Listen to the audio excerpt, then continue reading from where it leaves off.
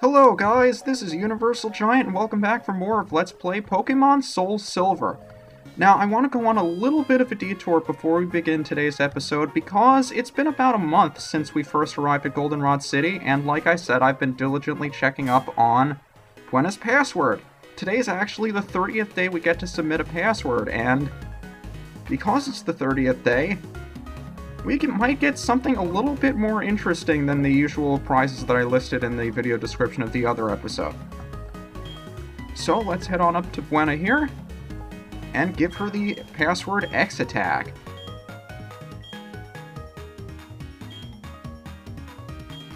Now once we do this, I honestly don't know what's going to happen because I've never done it before. 30 points, and she's going to give us a special deal. Really? Our reward is just her phone number? Oh, an HP up too. That's not too bad.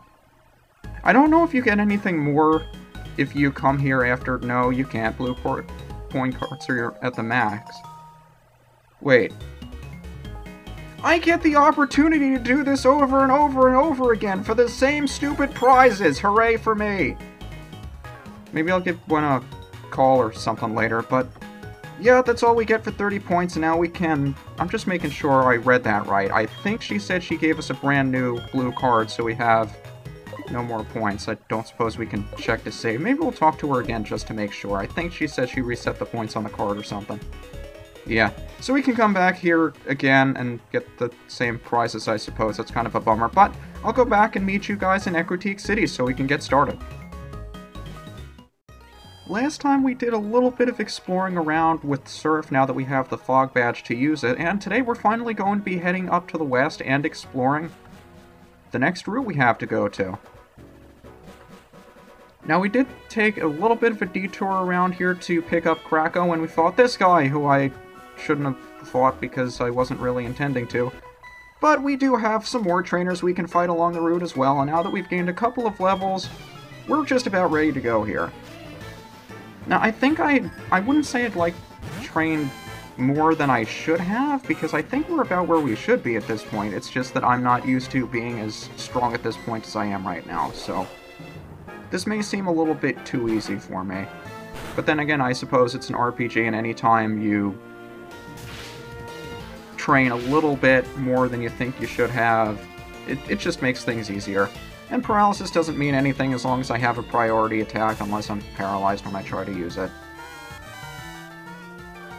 That's the only thing... I wouldn't say the only thing I'm going to be missing Sleepy for, but I'm really going to be missing Sleepy for the static ability.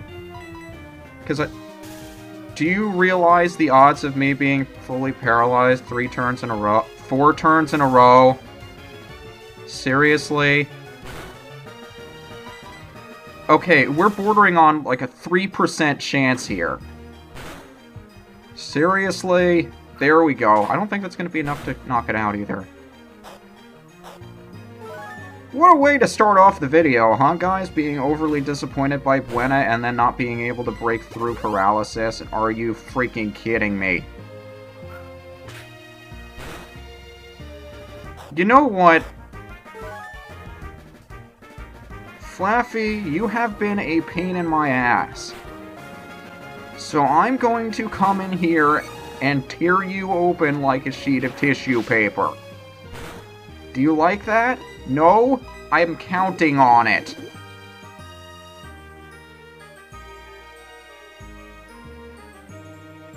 Get on!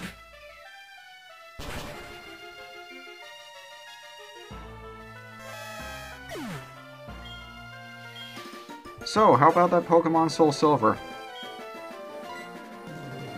Yeah, I don't know how I feel about experience training because I know towards the end of the game there's a very big jump in levels, and I can either do all of that training at once at the very end, which will be kind of silly. I never enjoyed doing that.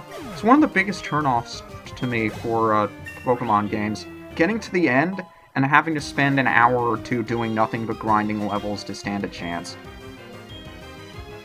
Now, Krako can learn Spark at level 22, and it does have a higher base power than Thundershock does, but it's a physical move, and as such, it will probably not be doing nearly as much as Thundershock, so I'd like to leave Thundershock on instead of Spark, but it's really up to you at this point. As Krako levels up, his special attack is going to really pull away from his physical, so I'd recommend keeping Thundershock. But I prefer doing all of the training, you know, a little bit at a time so it doesn't get monotonous towards the end. And that'll also make the battles here a little bit easier. Normally I'm a fan of the challenges, but at the same time, since this is a Let's Play and you guys are going to have to sit through it, it's only going to be more boring for you.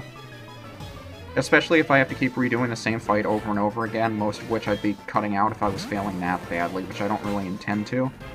Mr. Mime, Psychic type, we haven't seen you before. I kind of wish I knew more about Mr. Mime than I do. He's a bit of an enigma to me. Duster, come on, man! I could easily use a cherry berry to heal your paralysis, but I didn't do that because I'm an idiot. I love how I stop thinking as soon as I turn on the record button. Can you turn on a button? Don't answer that. Yeah, fine. As soon as we get out of this, I'll heal him up with the cherry berry. That's what I've been grinding those berries for off-screen in the first place, right? I think I'm all badass for saying, hey, I'm doing stuff off-screen and getting berries so I don't have to buy status ailment healing items anymore, and then I just don't use them because I'm stupid. And more phone numbers. I forgot just how many people here give you their phone number. It's stupid. I also think the phone mechanic is... I wouldn't say overdone, because you'll find as we go through the game, not as many people call you as you expect to. I mean, you think you get 50 or 60 phone numbers and maybe get a couple of phone calls here and there. So it's not nearly as bad as it could be, but it's still kind of bad. I mean, granted, I could just say no and save myself the trouble. It's not like other games where you can't say no to getting their phone numbers. But, I don't know, I guess I like it. It adds to the atmosphere of the game to be able to interact with other trainers. And I think the way the phone calls work is that you can call them at certain times of the day after you reach a certain point, and you'll be able to rematch them depending on when you call them. Sometimes they'll call you for rematches, but I think if you call at the correct times, you're more likely to get a positive response from them than sitting by and waiting. Skip Bloom, evolved form of Hoppip, who we saw earlier in this fight and is just as weak as Hoppip. But there aren't many grass flying types. It's actually an intriguing type pair. It's a shame that it's not more powerful than it is, and I think there's a trainer over there I want to fight. How am I not finding any wild Pokemon? Max Potion fully restores HP. I think the guy over here is a bird keeper, right? Let's switch over to Krako so we can fight with him. Like I said, I like keeping everybody at about the same level, so if somebody's got a level or two that they need to catch up, I'll probably be leading with them. The only reason I'm not leading with Krako is because he's among the slowest members of the team, and he won't be able to run away from anybody.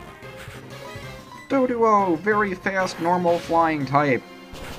I don't remember if this is...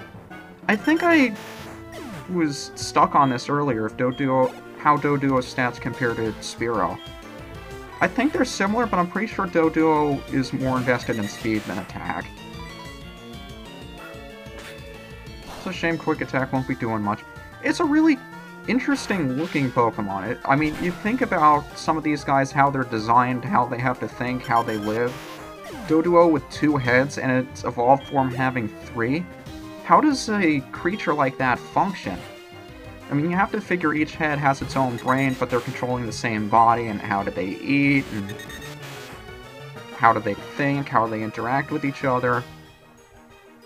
I'm sure the Pokédex would give you a little bit more insight on that. But it's just interesting to think how some of these Pokemon have to function to live. But then again, you can also say, why are you thinking about that? It's a Pokemon game. Who cares? But up here's another white apricorn that I'll pick just for the sake of it, I suppose. And we'll do a little bit of running around to see if we can find anybody. I guess I'll have Duster out again. There is one Pokemon in here I want to run into, although there are two more that are really interesting to find. We can find Raticate out here during the daytime, which is kind of unusual. You usually only find these things at night or indoors. But there are a couple of other Pokemon I'd like to find around here, and if I can't find them here, I can find them in the route after this one, which is on the way. Here's a new one we can catch, though, Meowth. We've seen this one before in the Goldenrod City gym. And I suppose I'll just continue on my way, and before I get to the next city, I'll stop to find the thing I'm looking for. Why would you want to stop a Pokemon from evolving? I already went over this, but it's kind of silly to stop it. Who the heck are you? Palpa. You weren't in the original game. What are you doing here? You used to run the Safari Zone in Fuchsia. Oh, no wonder why it's not there anymore. You just up and left. But there was no Safari Zone in Cianwood City in the original Gold and Silver. Sure. In addition to the Pokeathlon Zone, they did add a couple of more new areas to the remakes here.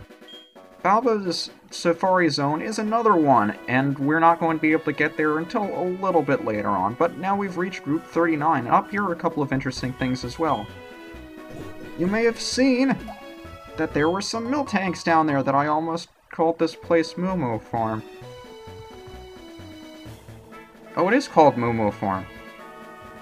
I'm really surprising myself today. I thought MooMoo Farm was just an incredibly stupid name for a place, and yet here they are, Miltanks.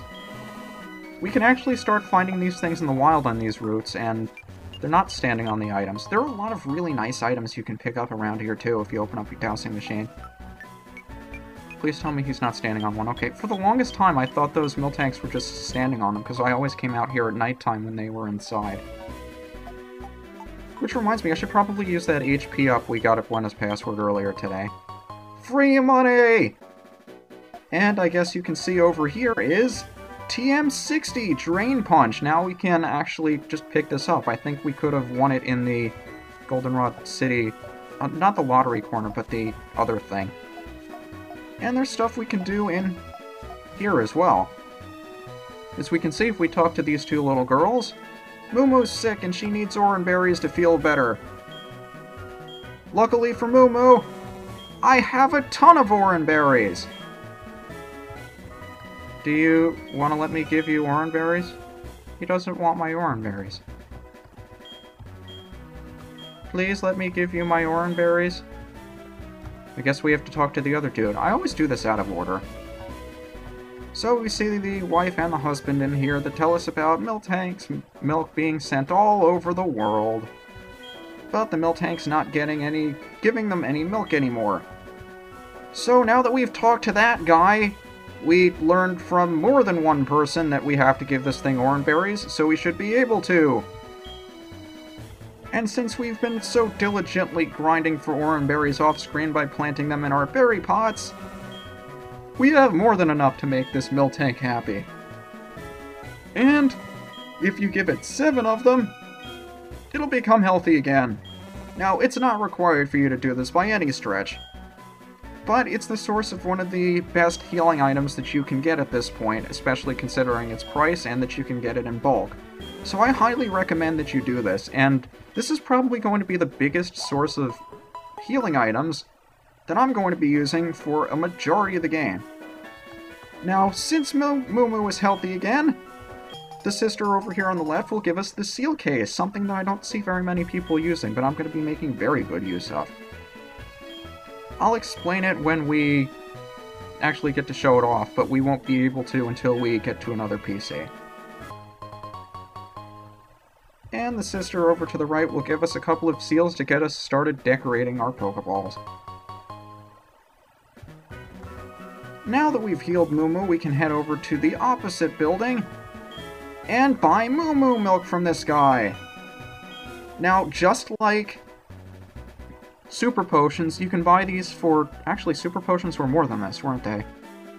Not only do these cost 500 a pop, but you can also buy them in bulk. Now, MooMoo milk restores 100 HP, twice as much as a Super Potion.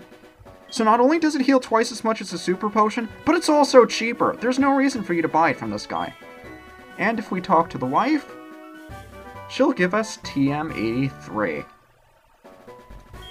Natural gift. Could have also bought this in the department store if we wanted to. It uses the power of the berry you're holding, but once you use the berry, it's gone forever. And yeah, let's keep going. Let's go a little bit further. Do I want to run into you? Let's run into you. Let's see just how powerful Fur it is. Because last time when we were using him in the Ecruteak City gym, we were facing ghost types, and ghost types couldn't really do much to hurt Duster. Now we're actually facing something that could potentially hurt Duster. I'm surprised that didn't knock him out.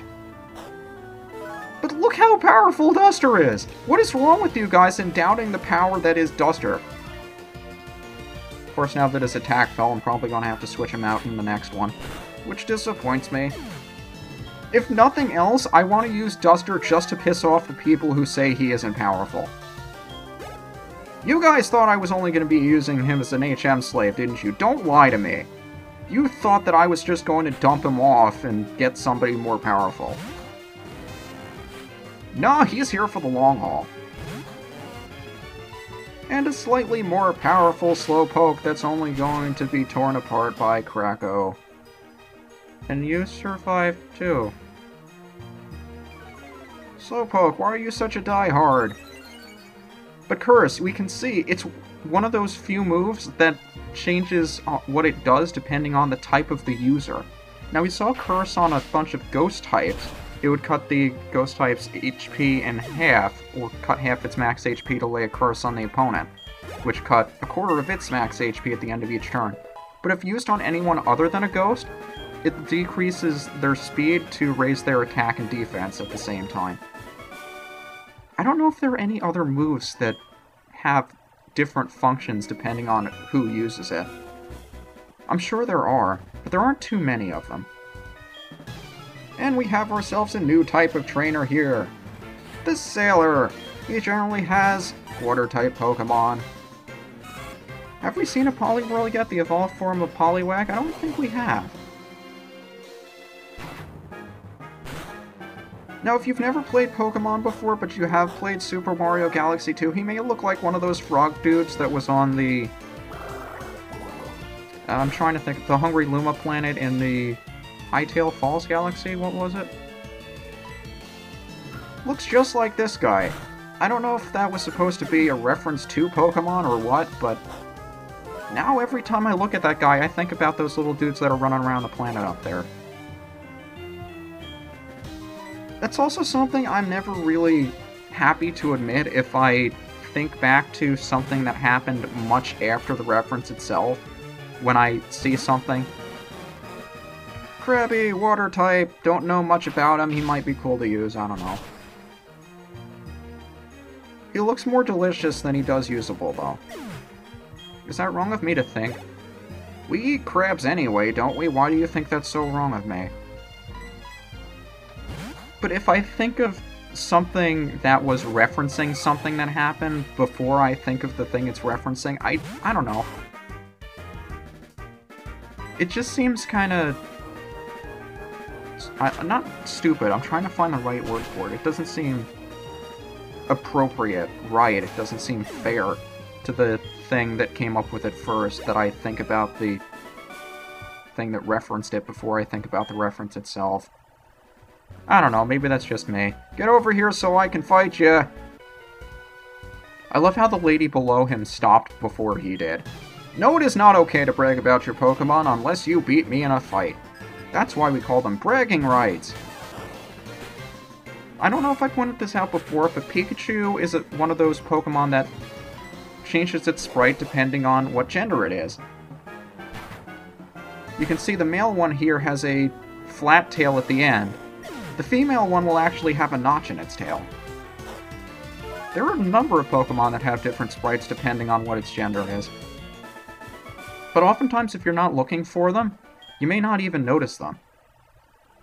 Like, we'll take a look at Heracross after I get this guy's phone number. Heracross's horn will be much more pronounced as a male than it would be as a female.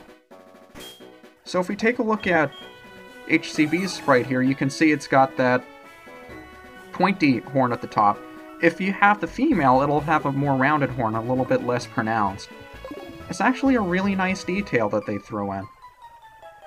And I don't remember what generation it was that they started making sprite differences. It might have been as early as the second, but don't quote me on that. Yep, here's the female Pikachu with the notch in its tail. I love when things just conveniently appear on screen that have to do with what I was talking about to prove my point. Hooray, Static! But now that we've reached the end of the route here, I want to continue looking for the thing that I wanted to show you guys we can catch now off screen. So let's switch to somebody who can actually, let's get HCB out front. So I'll be doing a little bit of running around in the grass up here, see if I can find it. Now here's the first one we can show off, Miltank. It's very rare to find here, but it's very strong on the physical side, both by attack and defense, and it's surprisingly fast. Bide! Very annoying move to have to deal with, because it stores power of the attacks that it was hit with in the previous 2 turns and releases them at the beginning of the 3rd. So, if you find something that's using Bide, knock it out as soon as possible, unless you really want to catch it. But Miltank is surprisingly fast for a big cow thing. Here's another one that we can find here, Farfetch'd.